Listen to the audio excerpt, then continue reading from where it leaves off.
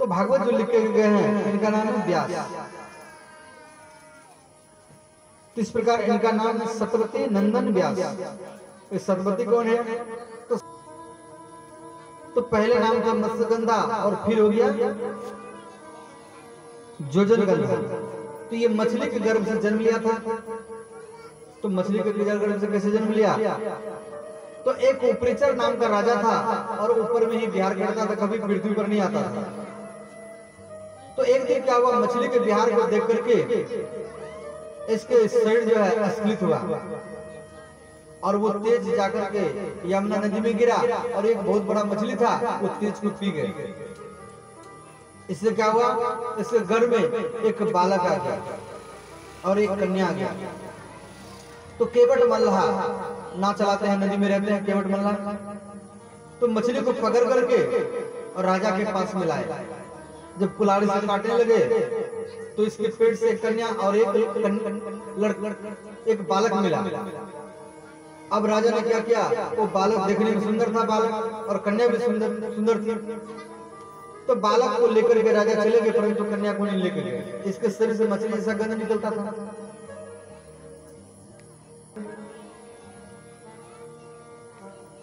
तो ये कन्या देखने में सुंदर थी, कन्या को छोड़ दिए तो पिता के पास में रहे। तो पिता के पास में रह करके धीरे धीरे 12-13 साल हो गए। अब पिता के पास में रह करके भोजन बनाना, नाव चलाना, ये सब सीख लिए। तो एक दिन वहां पर पराशर मुनि आए। तो पराशर मुनि बोले मुझे नदी पार करा दो। तो पराशर केवट मल्लाह भोजन कर रहा था और अपनी बेटी को आवाज लगाई, बेटी गुरुजी आए हैं, गुरुजी को नदी पार करा दो। तो कन्या क्या की, तो पराशर मुनि बोले आज तक मेरा मन किसी के ऊपर भी नहीं गया और आज के आपके ऊपर में क्यों गया ये मुझे मालूम नहीं है, परंतु इस समय मेरे शरीर में भगवान विष्णु का प्रवेश हुआ है और भगवान विष्णु का अवतार हुआ है। तो फिर कन्या बोली महाराज मैं मेरे पिताजी नदी के किनारे में भोजन कर रहे हैं। तो पराशर मुनि क्या किया, अपनी योग शक्ति से कोहड़ा बना दिया कुआसा। फिर कन्या बोली महाराज मेरे शरीर से मछली जैसा गंध निकलता है। तो फिर बोली मैं कुंवारी हूं, मैं कुंवारी हूं, कन्या हूं। तो पराशर मुनि क्या किए, आशीर्वाद दिए, जी मेरा आशीर्वाद है जी कभी आप बूढ़ी नहीं होंगे, आप जुक्ति बन करके रहेंगे और मछली जैसा गंध निकल रहा है। तो इस प्रकार फिर ये आशीर्वाद देकर के पराशर मुनि चले गए। तो सतवती भगवान पराशर मुनि के शरीर में आए और सतवती की व्यास जी का पराशर मुनि चले गए और व्यास जी का जन्म हुआ। बोले व्यास भगवान की जय, बोले सतवती माता की जय। तो पराशर मुनि चले गए और वो कन्या व्यास जी को जन्म दिए। तो व्यास जन्म होते होते बड़े हो गए और भगवान धीरे धीरे बड़े हो गए और माँ को प्रणाम किए। बोले माता मैं तपस्या करने के लिए जा रहा हूँ। तो व्यास जी अपने माँ सत्यवती को सरस्वती की नदी के किनारे में छोड़ करके चले गए। तो व्यास जी पराशर के पुत्र हुए, इसलिए नाम पड़ गया पाराशर्य। ध्यान देना व्यास जी के 5 नाम हैं। पराशर जी के पुत्र हुए, नाम पड़ गया पाराशर्य। और फिर सत्यवती के गर्भ से जन्म लिया था तो नाम पड़ गया सत्यवती नंदन व्यास। और फिर तपस्या की बैर खा करके, और उसके बाद में देखने में काले रंग के थे तो नाम पड़ गया कृष्ण। देवर्षि नारद जी आपके हाथ में जो बीना है ये आपको कहां से मिला है? तो श्री नारद जी कह रहे हैं देवदत्ता इमाम बीना, देवदत्ता इमाम बीना स्वर ब्रह्म विभूषितम मुरचित्वा हरि कथा गायमान चराभ्याम। क्या ये मुझे देवताओं से मिला है? देवदत्ता इमाम मिला, देवताओं के द्वारा ये बिना मुझे प्राप्त हुआ है। तो फिर व्यास जी कह रहे नारद जी से जी आप अपने अनुभव की बात बताइए। तो यहाँ पर श्री नारद जी अपने अनुभव की बात बता रहे हैं, पूर्व जन्म की कथा यह सुना रहे हैं। तो नारद जी पिछले जन्म में ये दासी पुत्र थे। इनके माँ संतों की कुटिया में रह करके झाड़ू लगाना, भोजन बनाना, बर्तन साफ करना, संतों का जूठन साफ करना, ये सब काम करती थी। तो नारद जी का उसी कुटिया में जन्म हुआ और धीरे धीरे 4-5 साल के हो गए। तो ये संतों के पास में जाकर के बैठते थे, तो प्रसाद बांटना, लकड़ी लाना, जल लाना, फूल तोड़ करके लाना, ये सब सीख ली। चरणामृत बांटना, ये सब सीख लिए। देखो, आप जिनके पास में जैसा संगत करेंगे ऐसा ही गुण आपके अंदर में आ जाएगा। क्यों कहा जाता है संगत से ही गुण आता है, संगत से ही गुण जाता है।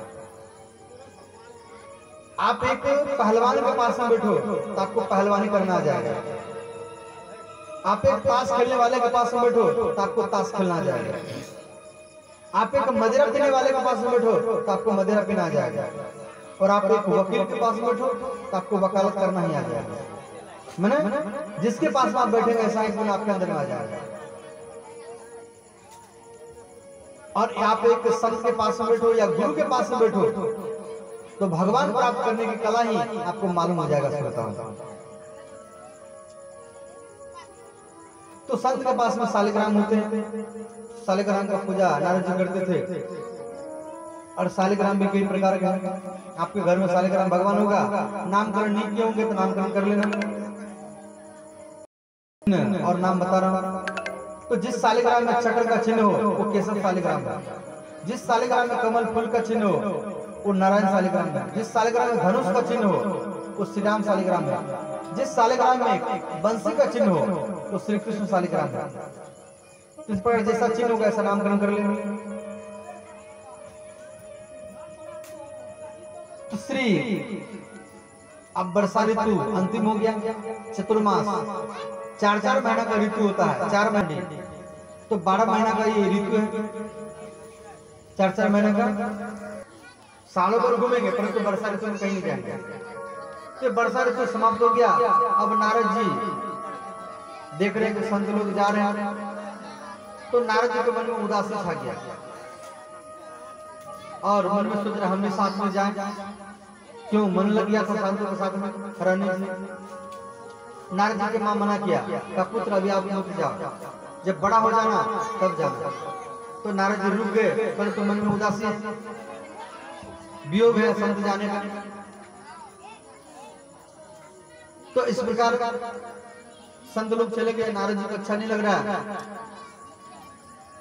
और एक दिन क्या हुआ, नारद जी की मां रात्रि का समय था, गैया दुहन कर रही थी और रात्रि में एक काला सर्प आकर के नारद जी की मां को डस लिया। अब नारद जी की मां का मृत्यु हो गया और दुखी हो गए नारद जी। तो नारद जी मां के मरने के बाद और दुखी हो गए। दुख भी है और फिर प्रसन्नता भी है। दुख इस बात का है कि संसार में मां नहीं है, और प्रसन्नता इस बात का है अब मैं कहां भी जाऊं अब मुझे कोई रोकने वाला नहीं है। तो इस प्रकार देखो, पत्नी के हाथ से आप कितना ही भोजन करो, पेट तभी भरेगा जब आप अपनी मां के हाथ से खाएंगे। आप जिंदगी भरी पत्नी के पास में रहो, मना नहीं है, परंतु कम से कम वृद्ध माता पिता के पास में बैठना चाहिए। यदि आप वृद्ध माता पिता के पास में नहीं बैठेंगे तो आपके वृद्ध माता पिता समझ जाएंगे कि आप पुत्र हमारा नहीं है, वो पत्नी का हो गया। और यदि आप समय निकाल करके माता पिता के पास में बैठेंगे तो आपके माता पिता समझ जाएंगे कि पुत्र अभी भी हमारा है।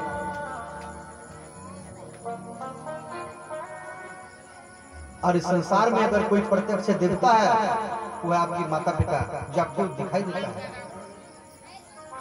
आप राम जी का पूजा करो, कृष्ण जी का पूजा करो, शिव जी का पूजा करो, तो आपका सोच है राम जी का पूजा करेंगे तो राम जी मिलेंगे, शिव जी का पूजा करेंगे